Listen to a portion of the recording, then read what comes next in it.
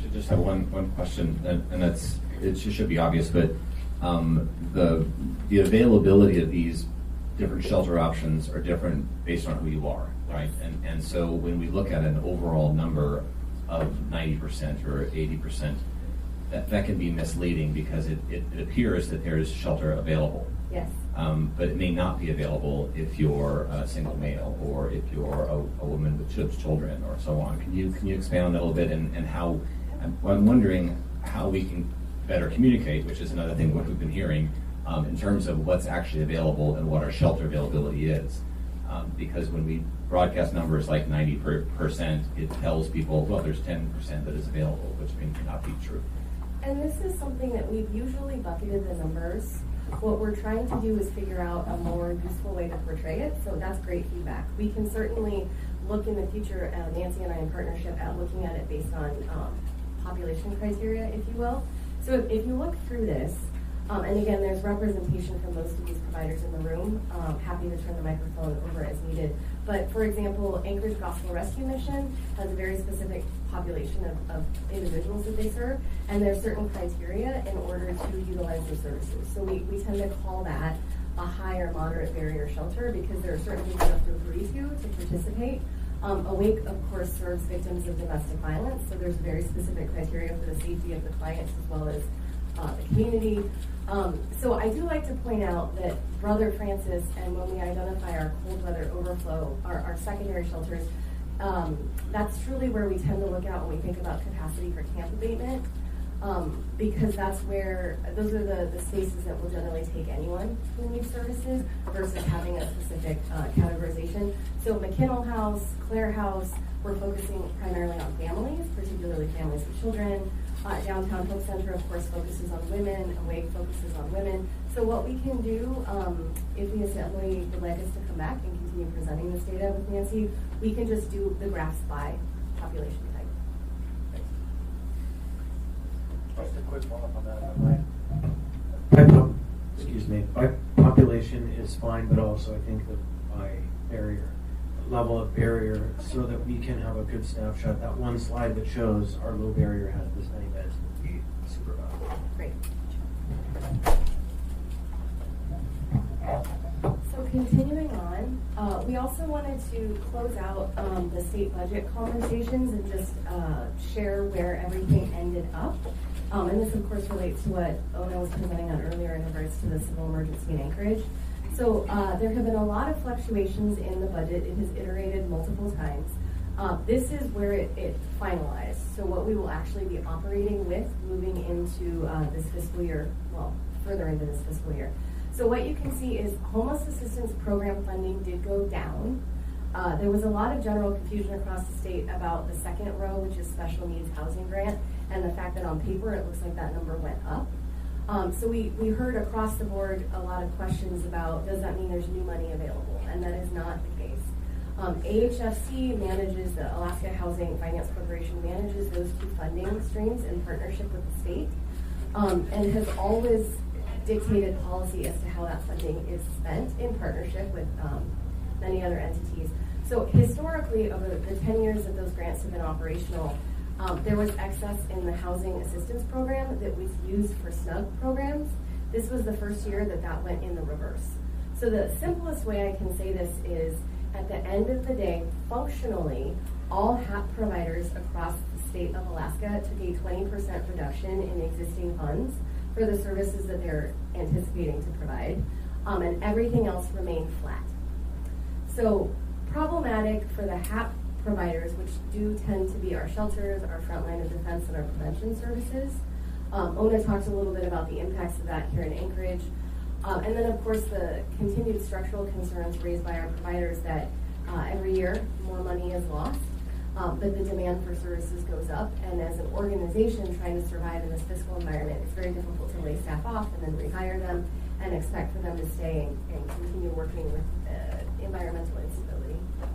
I have a question for you, and you can pass the mic over to Mr. Dunbar. And we have a few people at the door. There are some seats over here that we could just pull these seats over there. Yeah, and I think there are some seats in the middle too, so I just don't want people to stand. Mr. Cummings. Thank you, Mr. Chair. So, Jasmine, I had heard, I'm trying to wrap my head around this HAP versus SNUG funding issue, and I had heard that perhaps one of those was one-time funds versus sort of continuing funds. Is there some truth to that? I mean, did they sort of play some budgetary gains, make it look like the cuts weren't as large as they maybe otherwise would be, but there's some concerns going to next year's budget as well, or am I mistaken? So I'm going to oversimplify a little bit, but homeless assistance program funds traditionally went to shelters, frontline of defense, safety net services, and SNUG, the special needs housing grant money, traditionally has gone to permanent supportive housing projects. So if you think about eviction, landlord tenancy agreements, you can't operate a permanent supportive housing project on a year-to-year budget. You've got to have some projections. So to way oversimplify, what AHFC has done historically is make multi-year grants for permanent supportive housing providers to provide that assurance of stability. So if you were to look at AHFC's spend down, it could appear, or OMB's data, it could appear that there was underspending the grants, but it was money that was already promised and allocated to providers. So I don't think that there was any game playing with the budget, but that SNUG tends to run on a multi-year track, whereas HAP is a one-year track.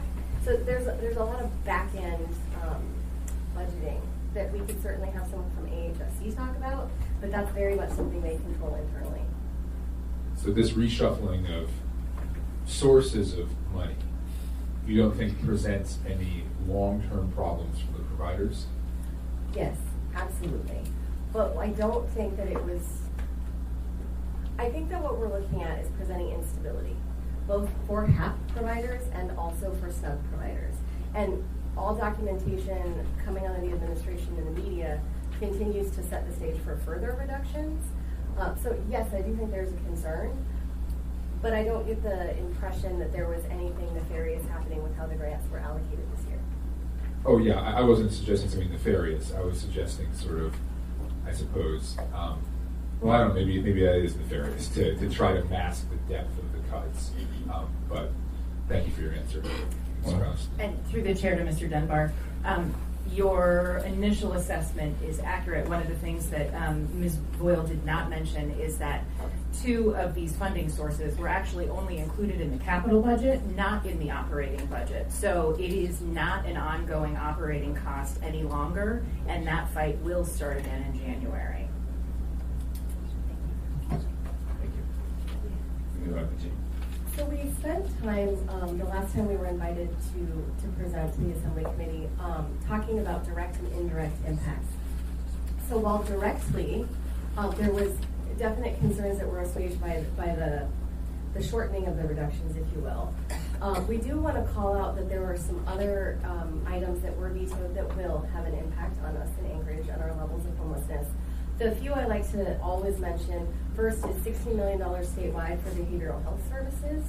And we know as we reduce the bandwidth to do mental health services statewide, we continue to raise the strain on things like HEI and services that are very Anchorage-based. And then a couple of honorable mentions.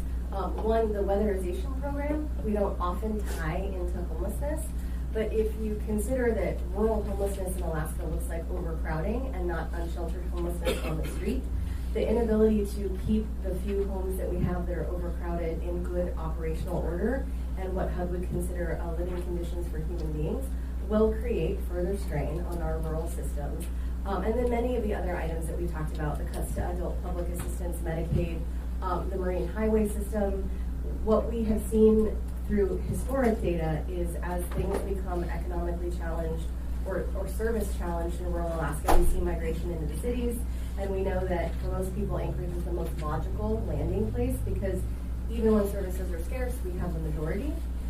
We are working on ways to continue data collection to start better understanding cause and effects as these things unfold. But let me pause there and see if anyone has questions or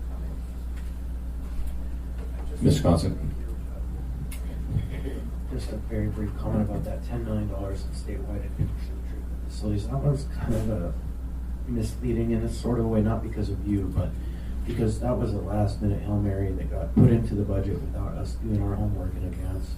And so if that's a priority for us, we ought to begin the process of adding that to our legislative program early, fully fleshing that out so that it's not 3 days before they close the book on the capital budget. Through the chair to what Mr. Constant just spoke to, that project has been included in our legislative program in the past and will be included in the program as we go forward. And then continuing on, we've talked a lot about the by name list, and I was asked to give an update on where we're at in Anchorage with the by name list. This is a very brief refresher. Anchorage, in our desire to shore up our homeless response system, has engaged with a national initiative called Built for Zero. And at its core, it's a methodology to build an accountable community system around homelessness. And accountable as defined by having streamlined processes, having real-time data, and having transparency for all stakeholders into the need and how we're addressing the need in our community. There's really 3 phases. What I'd like to talk about today is the by name list. So there is a methodology to get to a by name list so we understand who in our community is experiencing homelessness and what is their level of need and how effective we are at treating that need and what those outcomes look like.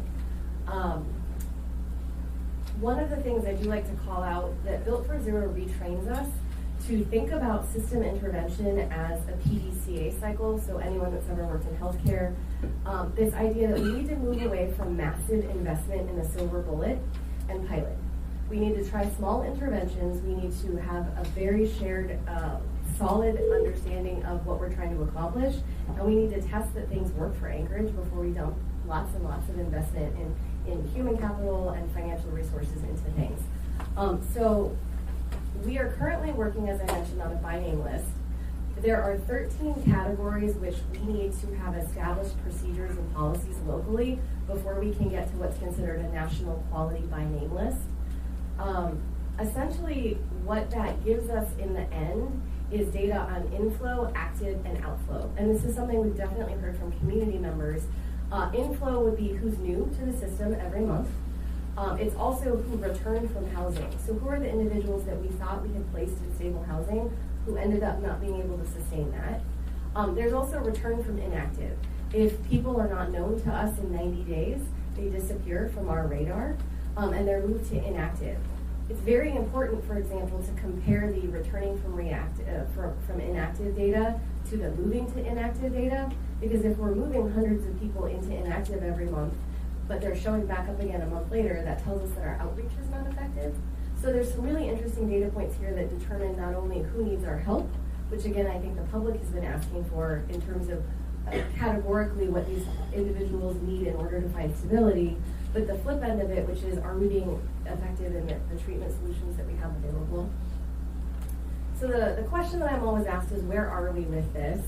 Let me translate this differently and say there are 28 categories that we need to say yes to. As of this month, we have moved from being able to say yes to 7 to being able to say yes to 22. So we do anticipate we will be able to complete the by name list work by the end of the year, provided that there aren't any changes in investment funding structures within our homeless response system. So what is missing is I think, more complicated work. These first 3 questions that we're working on right now are about outreach. And it's essentially, do we have coordinated outreach across our geography, which does include Eagle River, Shugiak, Birdwood? And do we know essentially everyone living in camps or in unsheltered homelessness? And are we getting regular updates on that data into HMIS? So this is a lot of coordination with the CAP team, the mobile intervention team, different outreach providers. And then the last couple items are really about, is all of this documented in policy? And it's simply just an issue of the work needs to be done before we can document it in policy. The one item I do anticipate may take us a bit longer is this requires that 90% of all organizations working in homelessness are putting their data in the system, and that we can document that 90% of all individuals in our community who are experiencing homelessness are showing up in the system monthly. The problem that we experience is actually scale. So if we were in Los Angeles, getting to 90% weirdly is easier because you have a number of providers. In Anchorage, 90% is a very small number of humans, which means that we can move quickly in and out of compliance with this depending on provider status, resources, and how individuals are migrating through the community. Jasmine, I have a question for Ms. Alto. Thank you. Does providers include municipality when you refer to providers in this Yes. conversation? Anyone doing outreach or providing any sort of housing or supports work for individuals experiencing homelessness. So, there we go. So to put a little finer point on that, when we say provider and then we say municipality, does it then further break down from departments within the municipality? So APD, AFD, MIT, whatever other three-letter combination I come up with. We've really been focusing on the mobile intervention team because they primarily interface with individuals in the camps with the police and fire department. Bringing in the fire department at large or the police department at large would require some conversation around data sharing agreements. And also on both sides. There's definitely been communities that have had reservations on both ends in terms of that data sharing. The sky is the limit for how we want to define that, but we're focusing right now on the minimum of anyone that's doing something on paper that's providing the services is part of our 90%. Okay, thank you. And last but not least, lots of questions from members of the Assembly Committee and others on coordinated entry and where we're going with this system, particularly components like coordinated shelter intake in the winter months. I think all of us recognize that individuals going from door to door to different shelters in the winter, particularly our elders and those who are differently able, is not what anyone would like to experience in Anchorage.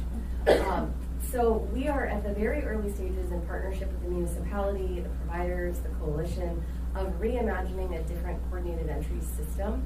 I'm very happy to come back and talk more in detail about this.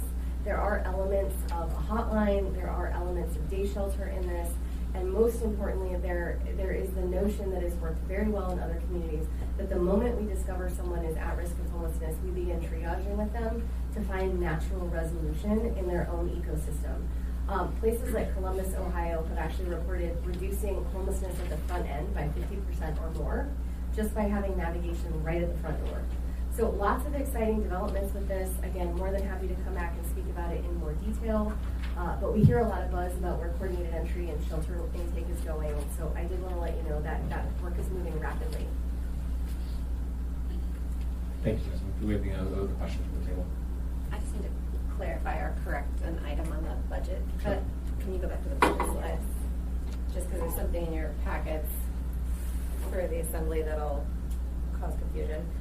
So the Human Services Community Matching Grant amount that we get from the state is actually $822,255. We match that, and it ends up at that total.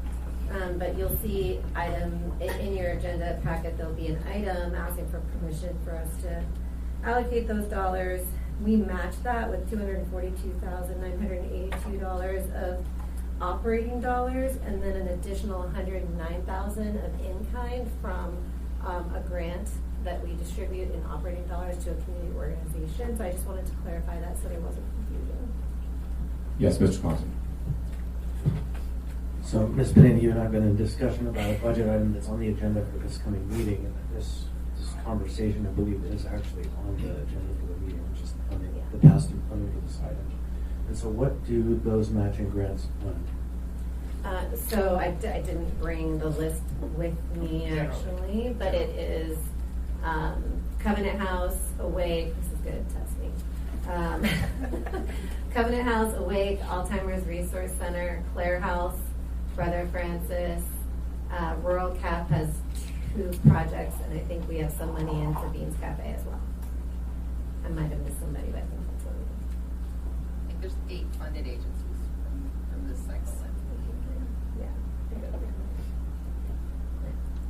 Before we move on to the next item, any other additional questions or comments from the table? Okay. Thank you, Jasmine, for your presentation. Ona, I think you're going to take the next item on the agenda here. Well, Ona Browse, Chief of Staff, is this on? Ona Browse, Chief of Staff to Mayor Berkowitz.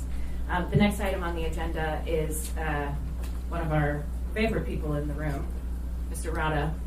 Would you do us the honor of standing up, please?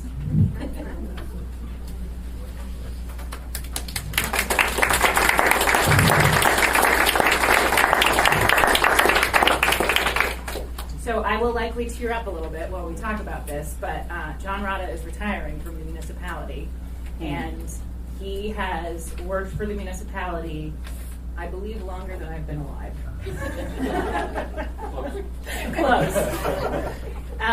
John Rada is the main reason that Anchorage has green spaces to enjoy and recreation opportunities, and his dedication and investment in this city and the work that he has done over numerous mayoral administrations has landed us in a place where we care so much about the assets that we have that the work that we are doing here has to continue so that John Rada's work is not sacrificed.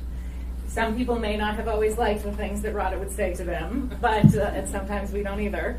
But he is always straightforward and is committed to achieving solutions for the community, for the city, for his staff, and for all of our general quality of life.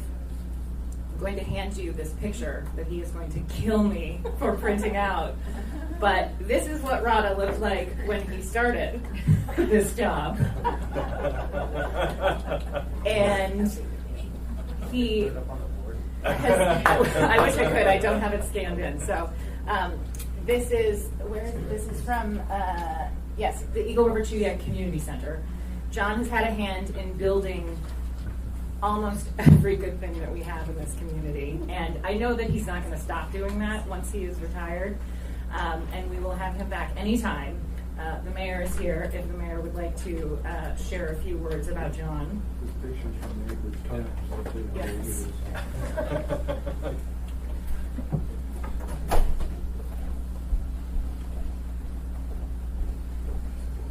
Well, I wasn't anticipating sharing any words with you, but but I do want to say I think maybe one of the things we ought to do to honor all the things that you've done is all of us should wear shorts to work. Although I did run into your wife the other day, and she mentioned that she thought that you had very good gams. So I don't know the rest of us can compete, but I want to thank you for just being willing to take on anything that comes your way and doing it with an incredible ability to get things done, never complaining, always coming up with solutions.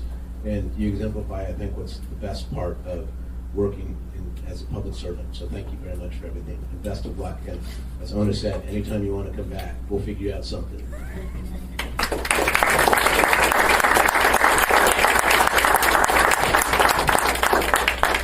Thank you, Mr. Mayor. Thank you, Ona. Thank you, John, for your service. We're going to move on now, and we just wanted to create a little bit of time to introduce the new CAP officer, and is Lieutenant Gina Burrington. Is she here? Hi, would you come up, please, just for a second? We just wanted you to have a moment to introduce yourself to everyone and to share any thoughts you have. Good morning. Is it still morning? Yes, barely. Good morning. I probably won't need that. I talk to people all the time, so nobody ever accuses me of being too quiet. My name is Gina Burrington. I was promoted last week. Was my first week to lieutenant. I grew up in Anchorage. My parents, we came here for a 2-week vacation when I was 12, and we never left. I went to high school here, played volleyball here. I have worked at APD for just over 26 years. I spent 20 years as a street patrol cop. So I worked the streets of Anchorage on all 3 shifts. I had an opportunity during the course of my career to work in the original CAP team in Mountain View in the mid-90s, which dates me, but that's cool. So my assignment from the chief was the CAP teams. I have our vice unit, and then the officers that we have detailed, we call them task force officers. They're detailed out to agencies like the FBI and the DEA. So spread out all over the city. It's a lot. It's been a pretty overwhelming couple of weeks. I'm hoping that I will soon get my feet under me and be ready to be of assistance to everyone. So I'm excited about the opportunity, and I'm committed to what our department does and what the people who work for me do. And I think that's it. Thank you. And thank you for coming and introducing yourself. We look forward to working with you. Yes, you all are very welcome. Excuse me, Lieutenant. Yes, sir. Never so easy. So I'm Christopher Constant. I represent the downtown district. We haven't had a chance to meet. I look forward to sitting down and talking. I've had a long relationship with the CAP team, 10 years or so, because the downtown has a lot of hop and interest with your efforts. I'm grateful that the police department continues to support this community action policing, and I look forward to working with you. Thank you, sir. Thank you. Okay, one more item on our agenda before we move on to community discussion. Nick, you're up. Implementation of emergency shelter ordinance update. Sure. Okay, so before I get started, I wanted to introduce Janet Johnson, who is here, and I'm just almost spotting her. She's going to be starting on September 30th as our community systems manager. So hopefully by the next time you meet, I'll be able to bring Nicole Lebo, who's our human services division manager, and Janet, who will be probably taking over some of this work in this area.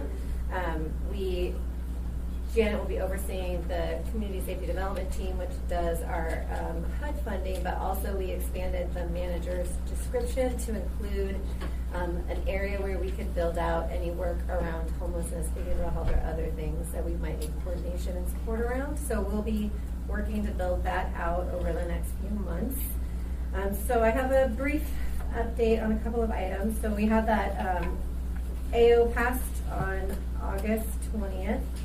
We have been working internally to identify all of the different components that need to be addressed. We'll be putting in a request for legal services once we have a more comprehensive understanding. I just want to share some of the things that are going to have to be revised and amended, include the policy, the application, declaration templates that would be available to myself or any future director that would guide under what circumstances and what metrics we would use to declare said emergency under the new areas that are available to us. So including that would be a pretty robust engagement around what the criteria for activation and deactivation on non-weather related needs would be. We're going to coordinate with the fire department to make sure that they have a policy 17-10 that needs to be reviewed and ensure it's updated if there's any new language that needs to be included. We've been working more quickly. This item that we're getting done more quickly is an extraordinary events incident reporting form. We already have incident reporting forms that we use with the Safety Patrol Safety Center, but we hadn't up to now had an incident report that was required by organizations providing sheltering. So we are working to get that completed and in place, and then amend, any existing contracts and then include it in all future contracts or grants for entities so that they would be required to provide the health department with information about incidences that would qualify, which would be things like death, injury, certain types of damage. So we're going to be working with that with the providers to review that and make sure that we've got everything we need in it, recognizing that what we really want to do is make sure we get it in place. And if we need to make adjustments to it in the future, we will do so. So that one we are going to hopefully have done shortly. I think Nancy is reviewing it right now. Basically, for us to be able to do more robust work in this area, we've kind of identified our resources that we need, which will be staff time, request for legal services, to ensure that the policy reflects all aspects of the AO, that there is stakeholder engagement as we develop those policies, that we develop a website where all of those forms and materials can be accessible, where people can find out how to volunteer, where if there is information that the public might want, we would have that in that location. If we receive a coordinator for some of that work, it would fall under Janet's realm, and then that person would be able to work really actively at making this a more accessible, I think, ordinance. The other update I wanted to provide was around emergency shelter. So what we have been doing in the last couple of weeks is our team has just been working to focus and make sure that the churches have everything that they need, that their applications are in, that they had coordination with the fire department. I think Dave is here.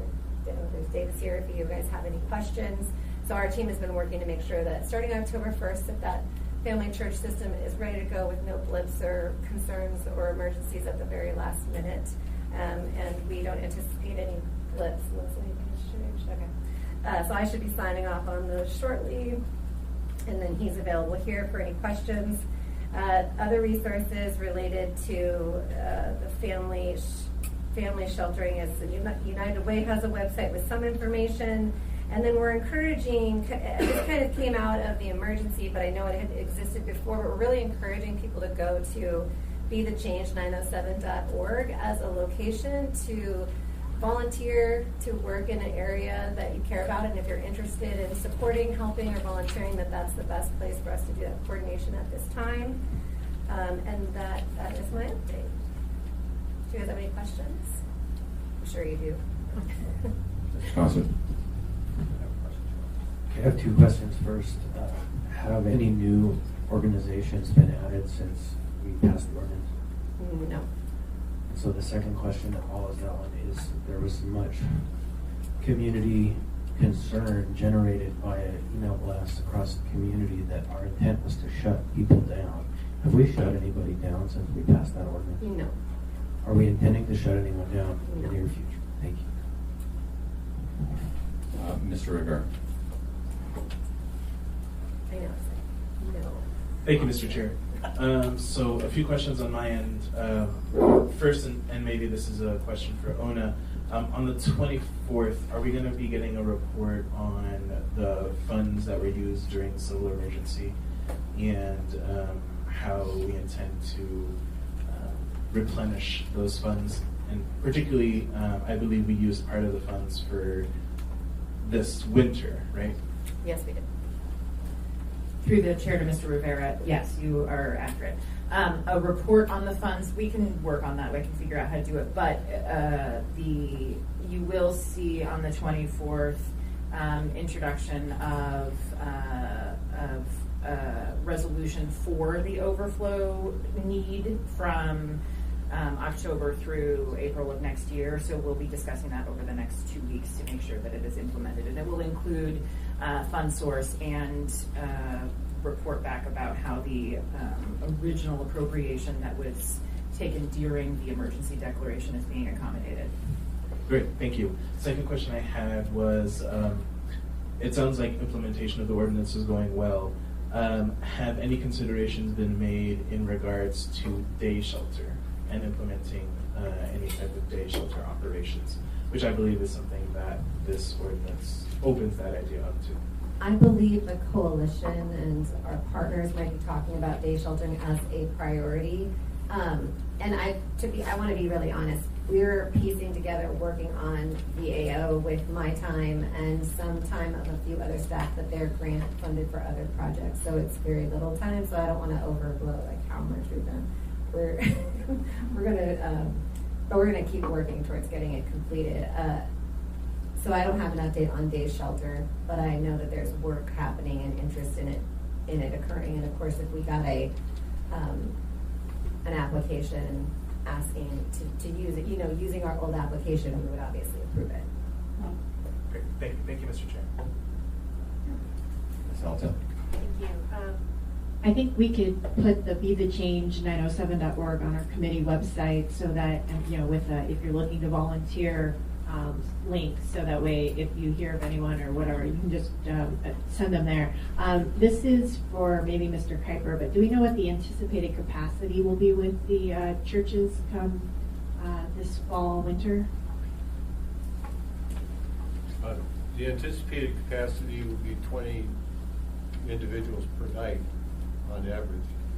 There are a couple of churches that qualify to host more people than 20 at a time. And then with the current regulation, 20 is the maximum number of people that can stay in any one church on any given night. And are we anticipating that we're only going to have one church on a particular night, or do you have a better? Currently, that's the case. Okay, thank you. Ms. Kino. Just to follow up, in addition to that, there's overflow shelter available on the floors in the non-room areas of Clare House and I think in the kennel as well. So there's some limited other space that can support families as well. it's coordinated with the churches. It's all. Okay, thank you. Okay, thank you. Any more of your presentation? You good? Okay. Thank you very much. Any questions, comments from the table? Yes, Ms. Kennedy. I've recently become aware, and probably a lot of people have, of a campsite that is between the exit ramp and the sidewalk right off of the Glen Highway at the Boniface exit. And my understanding is that camp is actually on state DOT property. What's the challenges with dealing with that, and how do we coordinate with them for abatement, or even just to get in there and have access to the people who are actually there? Through the chair to Ms. Kennedy, we actually work very well with DOT on coordination for their spaces. They, of course, have interest in clearing their spaces, and any time that and Nancy can correct me if any of this process commentary is inaccurate, anytime there is a camp notified on their property, we alert them to the fact that camp exists. We work in coordination with them, APD and the mobile intervention team and Parks and Rec all work to get that property on the list. And so we are in conversations with DOT right now to make sure that anytime that there are large projects that need to be abated on state property, that we can try to coordinate some sort of funding exchange so that the work that we are performing on their behalf is actually covered. I think given the budget limitations of the state, it would never be a full compensation for the work that is done, but in the interest of the community and the fact that we have specific resources that are allowed to be used on private property, on state property, and on our municipal property, that the coordination, it benefits everyone. Mr. Conson. Thank you. Just a quick follow-on on that. I have been made aware of that encampment, and it is one that has a high volume of bicycles piled up, and it's one that has some visible, very high potential for being a criminal activity center as opposed to just used for shelter. And so I'm hopeful that APD CAP team has done some outreach there to figure out what's actually going on, because that one is different than any of the others on the Thank you. Thank you for your presentation. Okay, we're going to move on to committee discussion. Before we do that, just a reminder that the cards and pens are at the table. That is for those that came in after the first item on the agenda. We are building a frequently asked questions page on the municipal website, and we really encourage you to fill those out and to give us questions that you want answers to, and that'll help us to get better at making sure that we're getting information out to the community that is important. Okay, so we're going to move on to the community discussion. Just a reminder, it's 3 minutes. I'll have a little chime here. Oh, sorry, I skipped an item. Thank you very much. All right, let's move on to committee discussion. Thank you. All right, Mr. Rivera, you're up.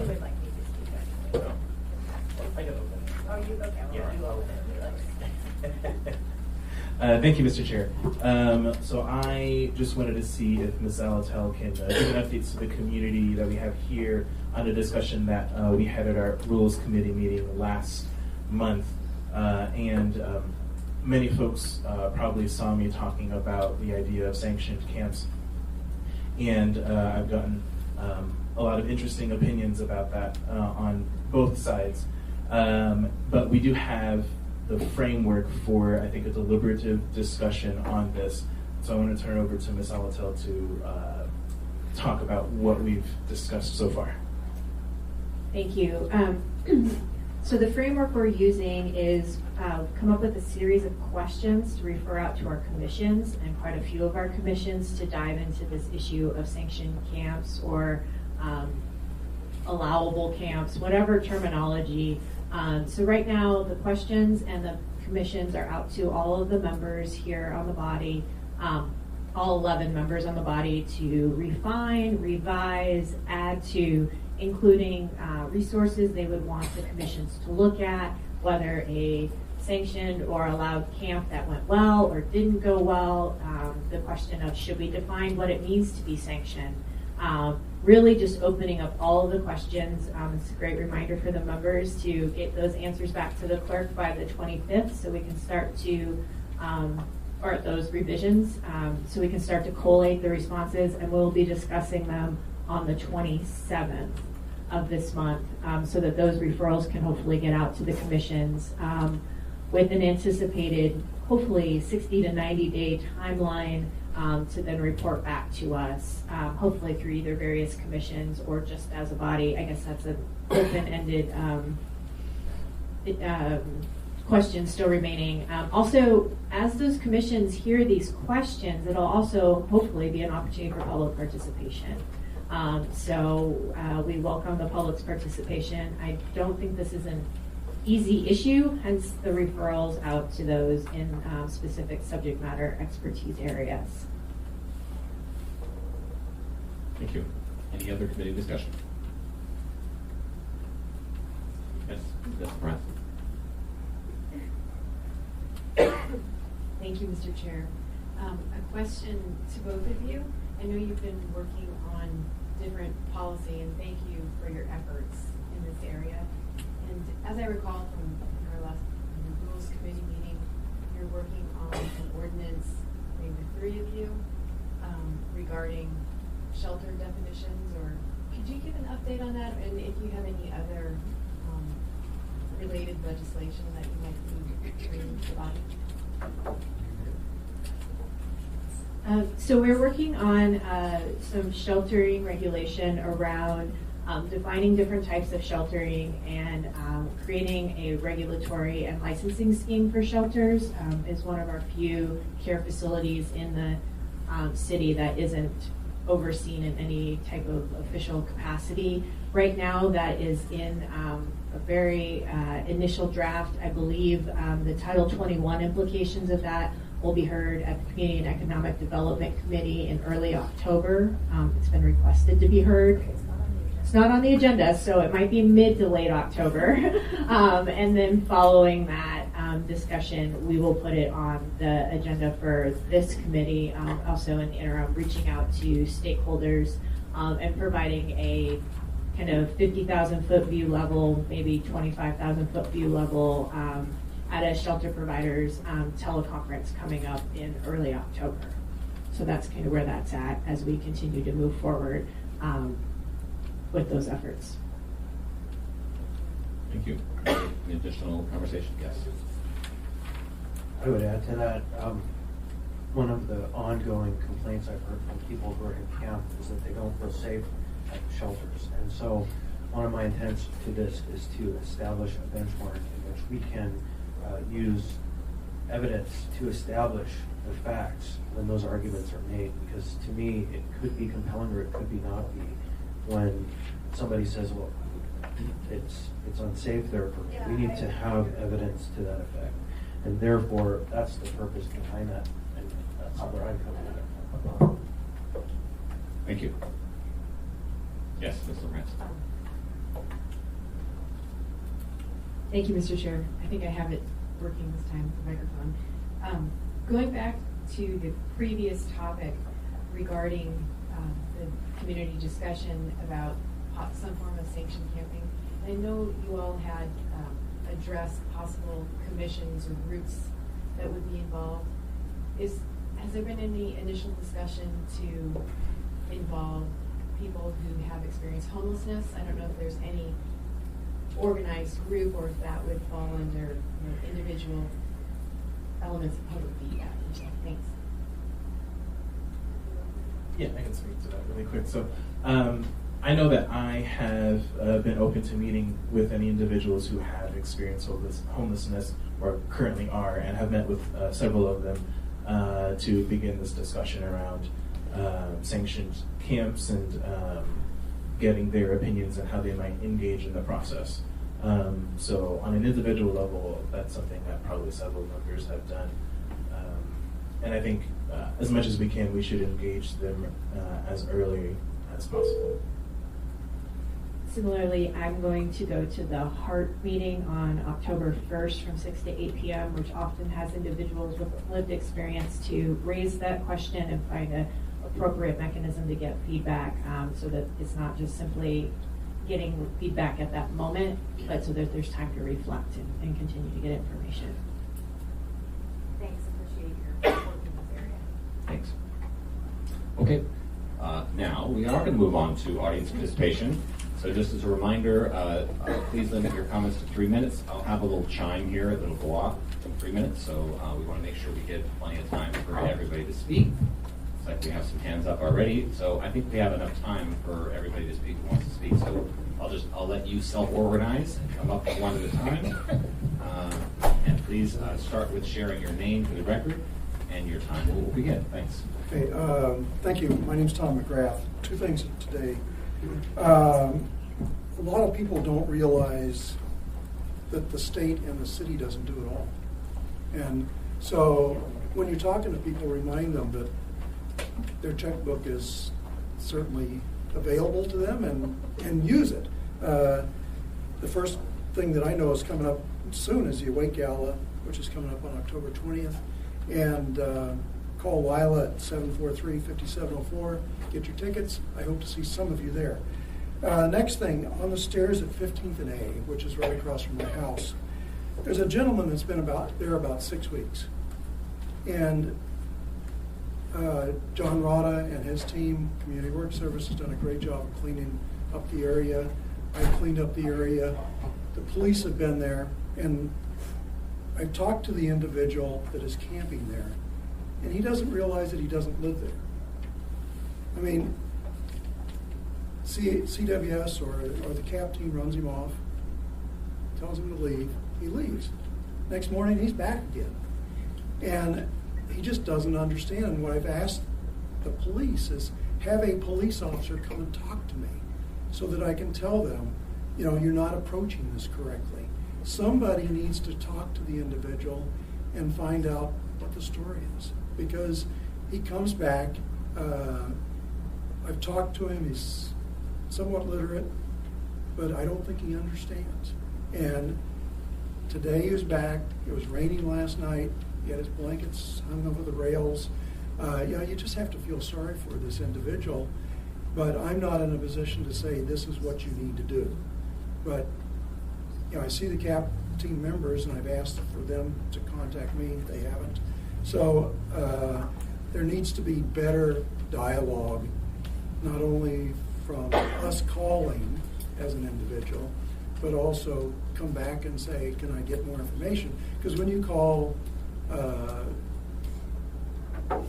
police, all you get is a dispatcher saying, where's the problem?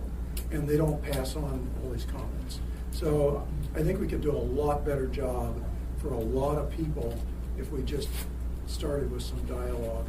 And I think with this poor guy, he needs a lot more help than just being chased off. I think it was John Rada's group that put up signs saying, these are the rules on the bottom of the stairs, top of the stairs, but I don't think this guy can comprehend what those are. So please, somebody, go visit 15th and A. He's a black gentleman, has a lot of tattoos on his face, and he was there this morning. Thank you. Thank you for your comments. Thank you for your comments. I have a question before our next speaker, Mr. Constant. A question for the administration. I'm not sure who the right person is to answer this, but Mr. McGrath is correct. This conversation has been ongoing now for the better part of a month and a half. And I think we have an unusual situation here in which we have an individual who is literally camped permanently in a stairway. That the stairway is now unusable to anyone but him and his teams.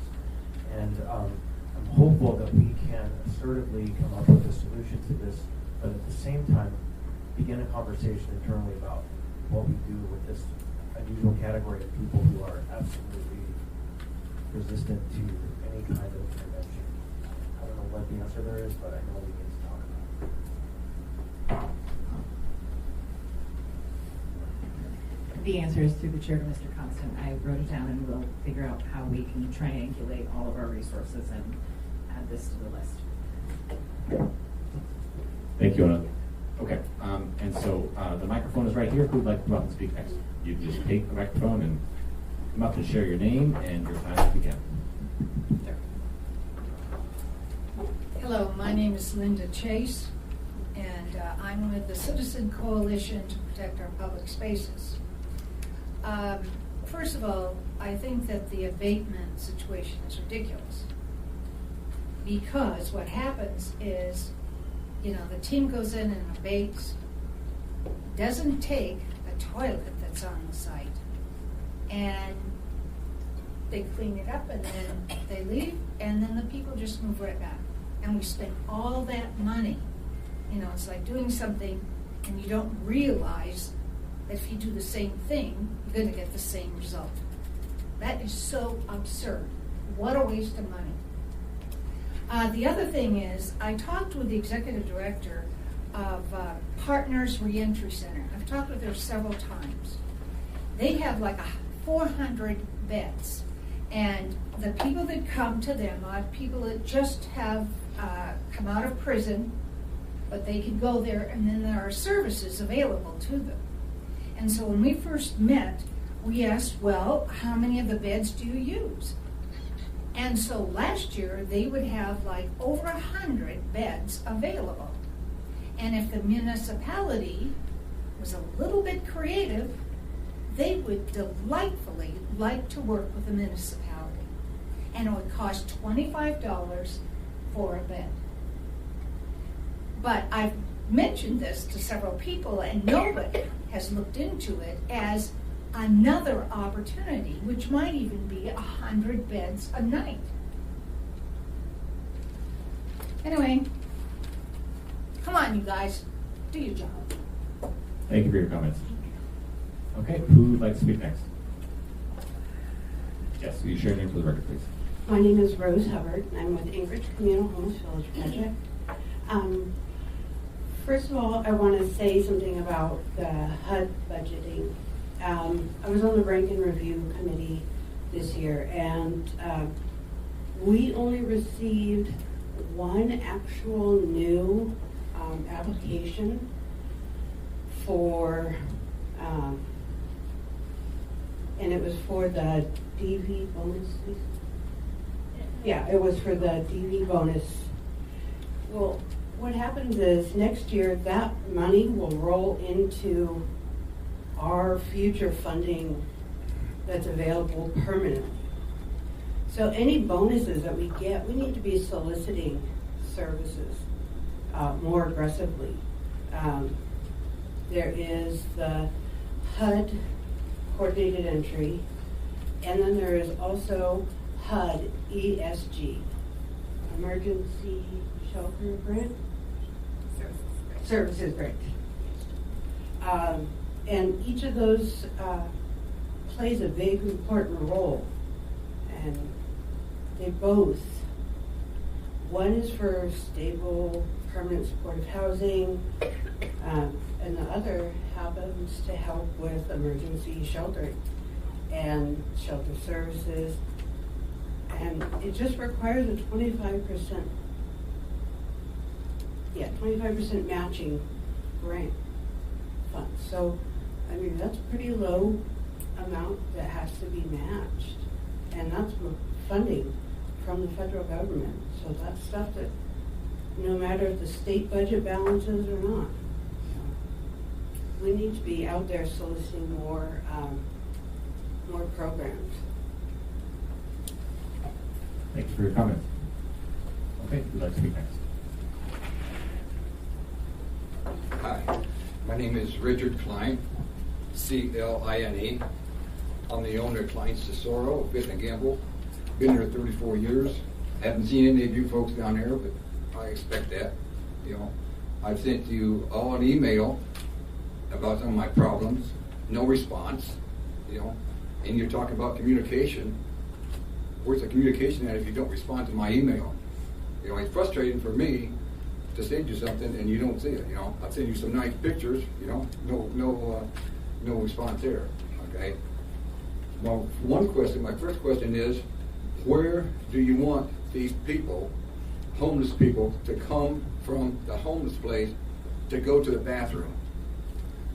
There's no place between the homeless place and my place And so they do it on the floor. They do it in the alley and do it on my doorstep and do it every place else. Okay? Quite frankly, I'm tired of picking it up. You know, my employees are tired of picking it up. Where do you want them to go? I'd like an answer right now, if you could give me one. You know, I've suggested to you, I believe, to have a porta potty. You know, a porta potty somewhere in the area, because where do you want them to go? There's no place for them to go except to my business. I locked my doors. This weekend, I got a window broke because the guy couldn't use the bathroom.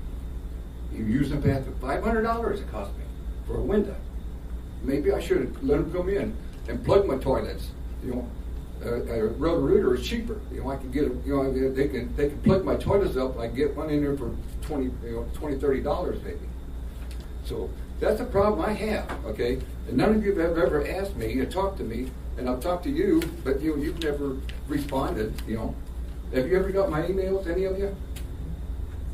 You never respond. You want communication. Communication is responding to the person that sent you something. Okay. That's my problem, okay? You know, we have a problem down there. I've been there 34 years, and it's getting worse. It's not getting any better, and it's not going to get any better, you know? So that's my 2 cents, you know? Please respond to my emails. Hey, Mr. Klein, actually, I think I have a question for you before you sit down, sir. Just a second. Mr. Constable. Question. We have spoken, I just don't have good answers. So I know that we have had several communications.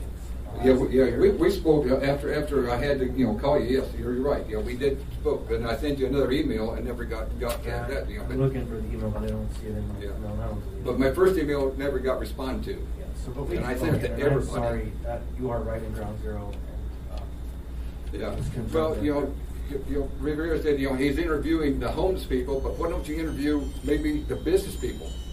Come out and say, what's your problem, Mr. Klein? How can we help you? Yes. Never been done. Thank you, sir, for your comments. Okay, who'd like to come up and speak next? Come on up. You could share your name for the record, and you'll have 3 minutes. My name's John Martin. First of all, I appreciate that there's some talk now about possibly embracing camping at some level as part of the solution. And the thing I could really appreciate about camping, first of all, it's a low-cost option, so it's much cheaper than housing and other things that we might be trying to approach. And therefore, it's not adding cost burden onto tax-paying people and what have you. Also, camping is a very low-level existence, so not everybody's wants to be camping, but it's an opportunity to be prepared for survival purposes. They don't necessarily need a house in order to survive. That's kind of, I think, a bit overkill, and it takes away incentive to work towards something greater. But it also, I find it interesting because some of the people that I know who have found creative ways of survival, since camping has not been available, some of them are moving into storage units. So I find it interesting because you can rent a 5x7 heated unit for $100 that has toilets on site. Now, they're not openly, legally camping in there, but they're doing it under the radar. But it makes me to realize that a housing option is actually not very expensive. We don't need to supplement housing in order to bring cost-effective housing. We could just build or allow people to rent very low-level, small spaces that don't cost a lot. And in that way, a lot of the people that I know, when they get a check that's coming in from some way, they'll go stay at a hotel until their money's gone, and then they're back in the street. So if there was low housing options, then instead of going to the hotel, they could pay up a few months or a year of their own housing, and then in that way it doesn't fall on the shoulders of taxpayers as well. Just to echo some of the things that I've said before about the side effects or the problems of abating camps, is we're chasing people out of natural private spaces into public spaces. So the same people who used to be camping out of sight, now they're camping in doorsteps of apartments, If they get really bold, when it gets really cold, they'll go right in the laundry room, crawl spaces, boiler rooms, anywhere they can go. They'll sleep where they can, if that means a toilet or a lobby or a stairwell. People have to sleep when they're tired, and they have to survive when they're up against the wall. I think camping is really the realistic solution, and I suggest that we should consider opening up camping, embracing camping in a way where when people would camp in municipal undeveloped areas, we realize that that's a good space, and we don't chase them out of those spaces into the public spaces. And then if we want to really keep the centers around certain areas, then provide showers and laundries in spaces where we rather have people go, and in that way we're drawing people into a better situation instead of trying to keep forcing them around. And finally, I think that we're, unfortunately, every time we know where somebody's camping, then we go and we displace them, so now we don't know again. We'd be doing a lot better to use that information and just know where they are, and then don't move them around so that we can still know where they are, because once we move them, then it's like we're just starting all over again. So I'll leave it at that for now. Thank you. All right. Thanks, sir. Who'd like to speak next? On up. Share your name for the record, and you'll have 3 minutes. You don't know me by now? Ron Oleva, Grubstake. Mr. Martin back there mentioned about sleeping in storage units. I should have brought an extra pair of underwear to a storage auction I did, because as I was starting the auction, a guy jumped out of a 4x4 unit. I can't believe it. He had to sleep in there. But I think the important thing is my proposal to the Assembly, Bindlestick Park. The 3 constitutional things that have to be addressed is a place to go, storage, and services. And that is all affordable at Grubstake.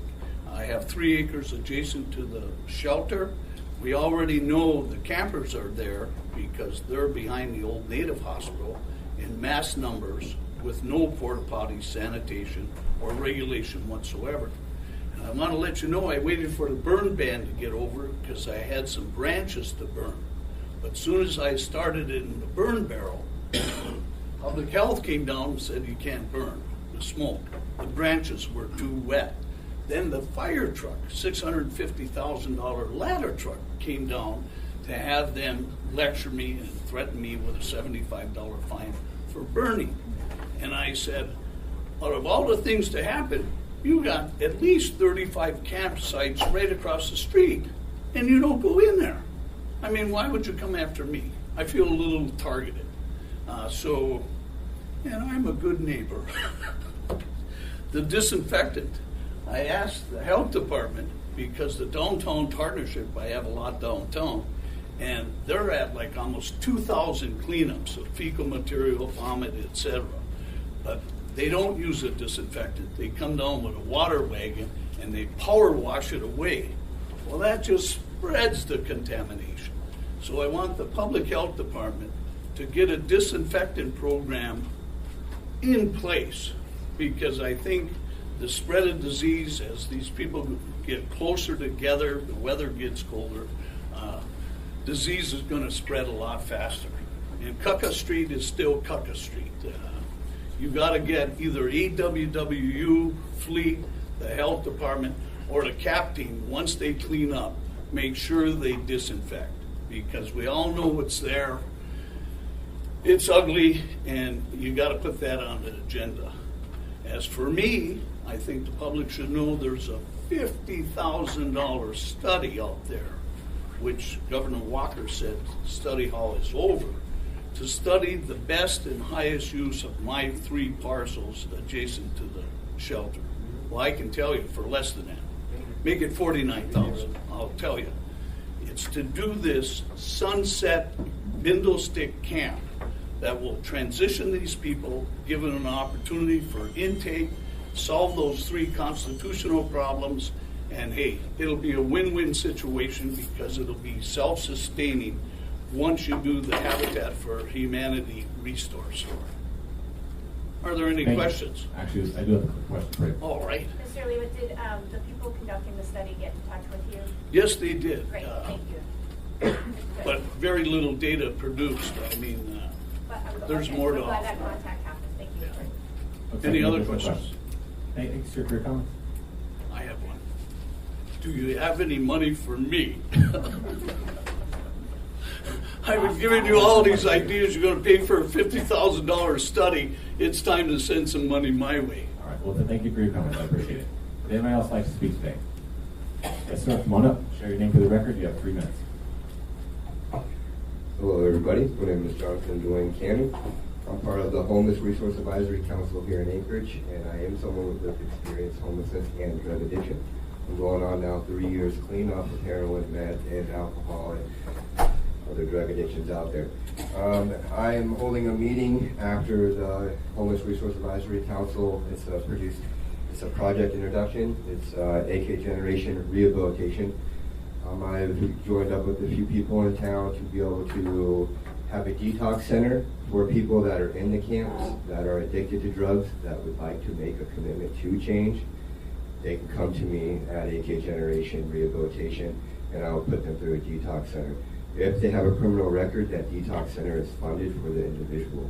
If they do not have a detox center, AK Generation has a GoFundMe page getting ready to start up, and it costs $25 a day for that person to go through a detox. Sometimes it takes 73 hours, sometimes it takes up to a month. It all depends on how fast the individual can rehabilitate themselves. But after that detox, they can come back into the camp, and I'll do 24-hour mentoring with the individual to get them to the position I am in my life right now. I have other people that I have been working with now through this whole year that I have been back in Anchorage after I went to go get clean. My wife is one of them. She's going on now a year clean off of methamphetamines.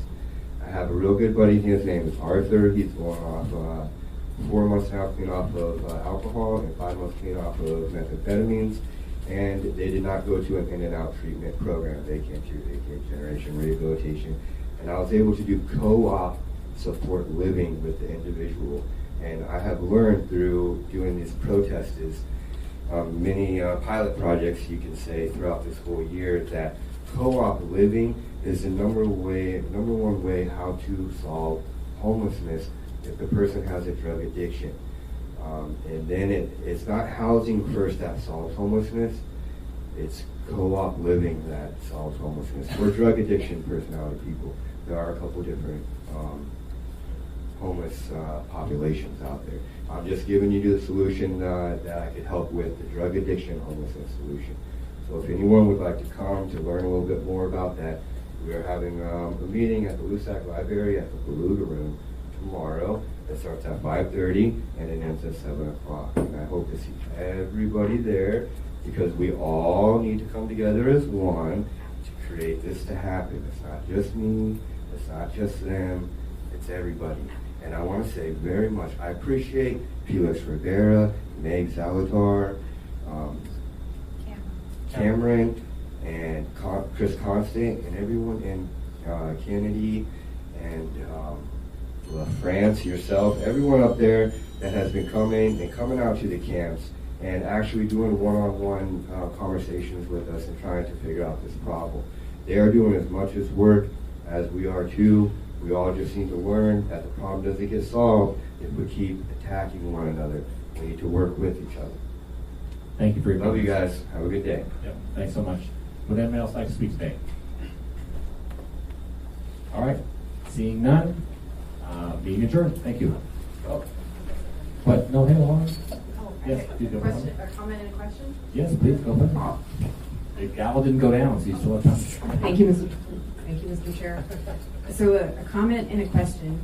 And first, just as a member of the body, and I think, not to speak for everybody, but we do really try to hear from everyone, different segments of the public. I mean, we want that broad cross-section. And I think that this discussion about sanctioned camping is the result of feedback from a lot of different areas of the public. Business community, individuals, folks who've experienced homelessness. And Mr. Klein, I'm so sorry to hear what you're going through with that and hear the frustration, and apologize too for apparently not responding.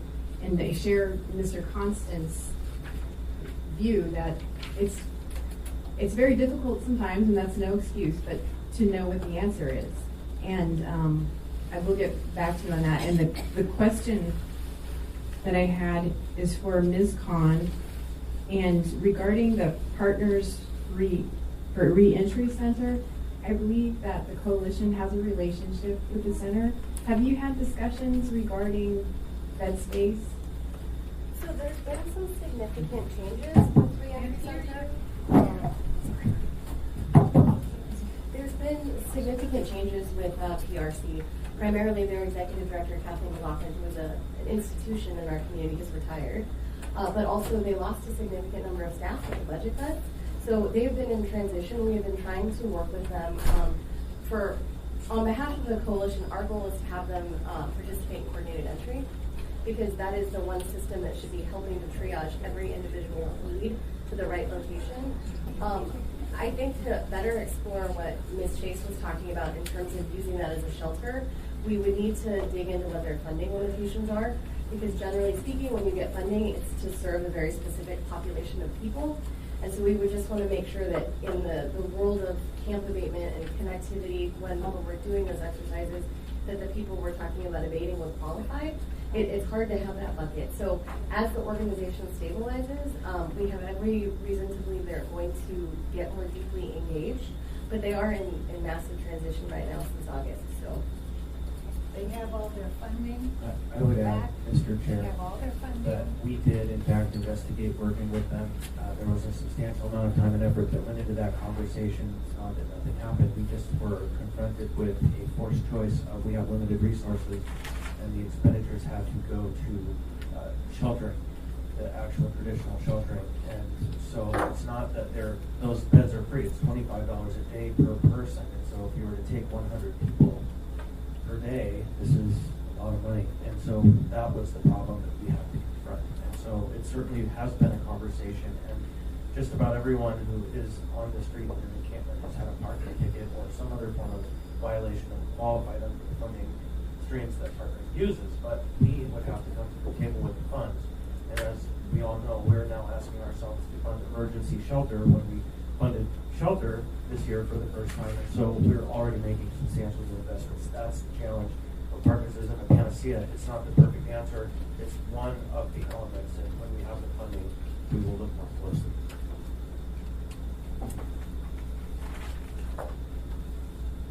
Will you be brief? Yes, yes, go ahead. Okay. I just talked with Deneen. I think that's her name. And we can speak to you offline as well, but just go ahead and make your comment. But anyway, there hasn't been any great conversation with her. Now, Kathleen is still going to be working here in town. So she is still available. She's doing a lot of things as a volunteer. But this is 100 beds. And if it costs the city, which has not contributed to shelter, except for this $400,000 for the first time ever, then the city needs to get the money. The city needs to find the money so that we can get people in beds, we can abate the camps to take care of the neighbors who are furious about this. And you know, listening to Mr. Klein, I can remember a number of other business people that have come here and cried to this body because this body wasn't taking care of the business people. Talk to Fred Meyer. Talk to REI. Okay. Thank you for your comments. I'll and speak I up front. appreciate you giving me another chance. Thank you, Cameron. Thank You're you a very gentleman. much. I want to again thank everybody for coming out. I want to encourage you to fill out those cards. I want you to really hopefully take seriously those questions, because we would like to hear them. And with no other comments or questions at the table, meeting is adjourned. Thank you.